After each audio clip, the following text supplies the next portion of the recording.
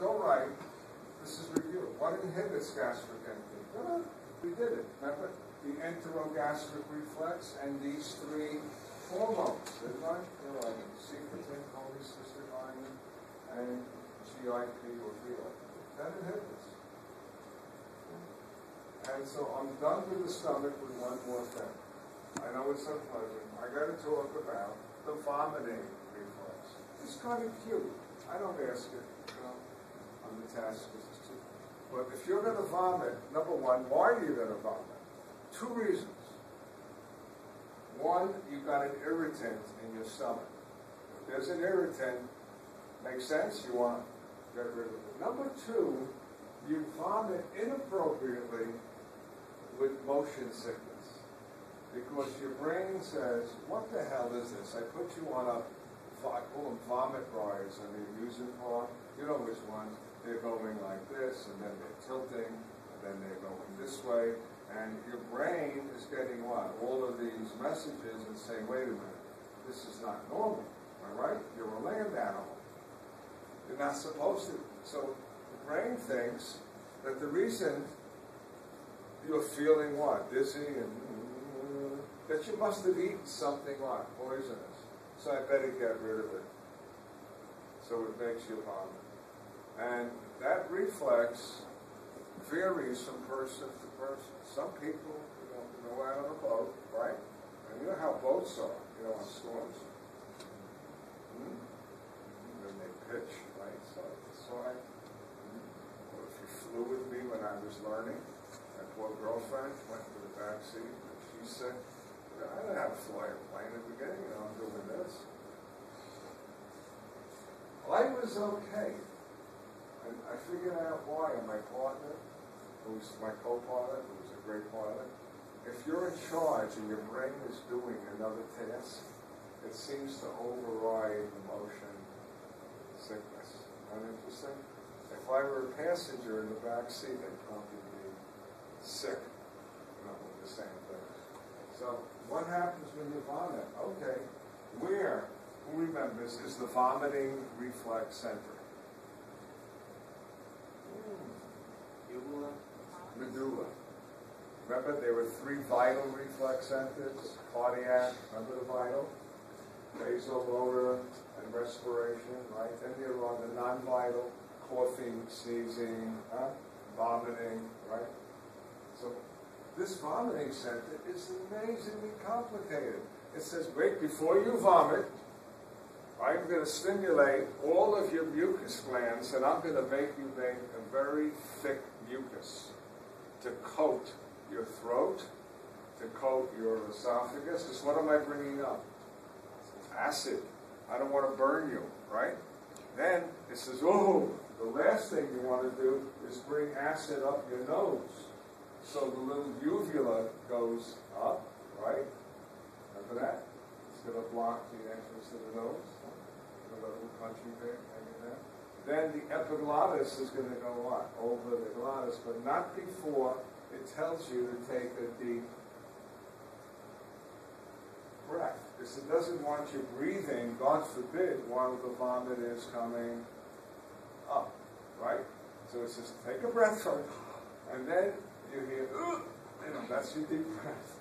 And then the what? Epiglottis closes over the glottis, your larynx moves forward, and now comes the vomit. The whole first third of your small intestine starts peristalsis backwards, and the ileocecal valve, the pyloric valve opens, and all the contents of your intestine goes into your stomach, and your stomach starts to do a reverse peristalsis, and your cardiac sphincter opens, and everything comes up your esophagus and out. So when you vomit, you don't vomit out just the contents of your stomach, you vomit out the first third, about 7 feet of your small intestine. If you didn't eat any food, then the vomit may look green because the duodenum has what dripping in it? Bile. Remember bile from the liver? So, if you see green vomit, it probably means there wasn't much food, and and you're really bringing out the bile, mostly from your small intestine. Make sense? Okay? So vomiting, so now do you want to learn a medical problem? One of my favorite movies, nobody's ever seen it, was with Paul Newman, called The Verdict. Anyone? It is a great, great movie. He's an alcoholic lawyer, downbeaten, and this young girl comes to him and says, I want you to take the case. My sister went into the hospital and she died on the operating table. He agrees to take the case. And she died, it's very interesting on the politics, in a Catholic hospital. Okay? So now comes the cover-up. And what's the problem? You ready?